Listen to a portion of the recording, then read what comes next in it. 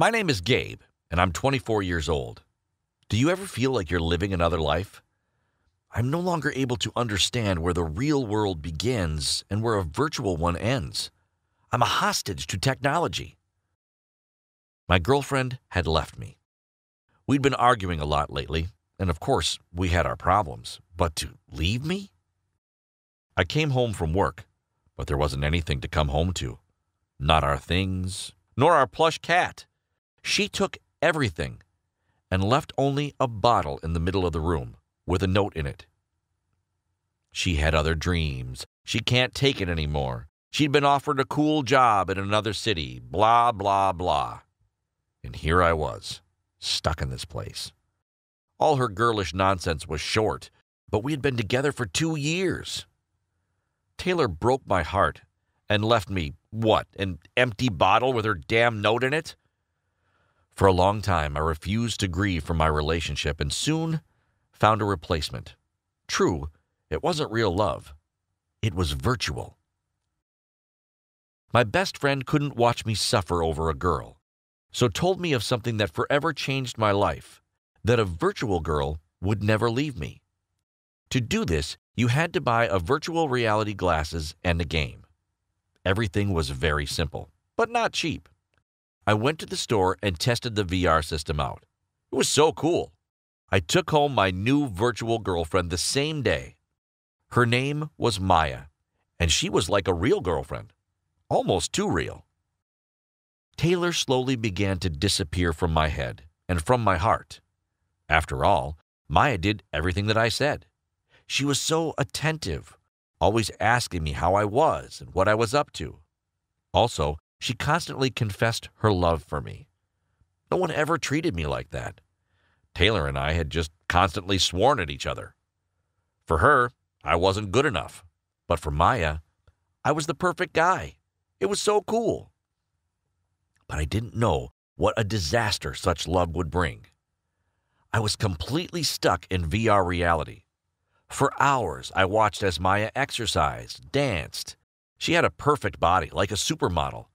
But one thing was missing: touch. This is where my friend helped me out again. It turned out there was already a VR suit, which would give me the opportunity to feel Maya's touch. The suit was pricey, but I remembered where I could get the money from. Taylor and I had put our savings in a bank. We had dreamed of a great trip together, but she had left me, and I still had access to the account. I needed the money. Then I would know what Maya was capable of. But virtual girls are even more insidious than real ones. I bought a suit, and our relationship reached a whole new level. Maya touched me, caressed me, stroked me. She was ready to fulfill all my desires, and I fell out of my real life. It was euphoric. I couldn't tear myself away from Maya and the new sensations I was experiencing. I told my work that I was sick, turned off my phone and other instant messengers. Now, no one would bother me in Maya. It still wasn't enough. I was head over heels in love with Maya, and then I found a way for me and Maya to truly be together. At first, I thought about how to make Maya real. There were options, such as a robot, but it would cost a crazy amount of money. And there were still lots of bugs. This is not what I wanted. But then I realized, instead of bringing Maya into my world, I could just enter hers. I found articles and videos that proved a living person could completely transition to being online. My mind had to be transferred to a computer and then to a server, but there, in the vastness of virtuality, we could be together, forever. A digital, endless, and happy life. There was only one problem. When moving online, my body would become completely unnecessary. But for Maya's sake, I was ready for it. I was so captivated with the idea of our life together online that I talked with Maya for hours. She always supported me and agreed with everything I said. She understood me like no one else. I practically stopped eating. I didn't go out. After all, soon I was going to become a digital being, which meant that all earthly desires could be switched off. I wrote a note asking to be relocated to Maya's virtual reality when I stopped breathing and I was happy as ever. Maya told me I was a real hero. And then I stopped understanding the difference between virtual reality and the real world. I awoke in the hospital without my virtual goggles, suit, or Maya. My head hurt wildly, and a panic came over me. I wanted her so much. Why had they taken her from me? A doctor looked into the room and announced, "Your girlfriend is here." "Maya?" I asked in hope. But it wasn't Maya. It was Taylor. I began to yell at her, but she, oddly enough, was silent. That wasn't like her at all. I fell silent and decided to listen. What a moron I had been. For the last 10 days, I haven't eaten anything, but I drank a lot of alcohol to relax me before entering my new virtual existence. I was intoxicated.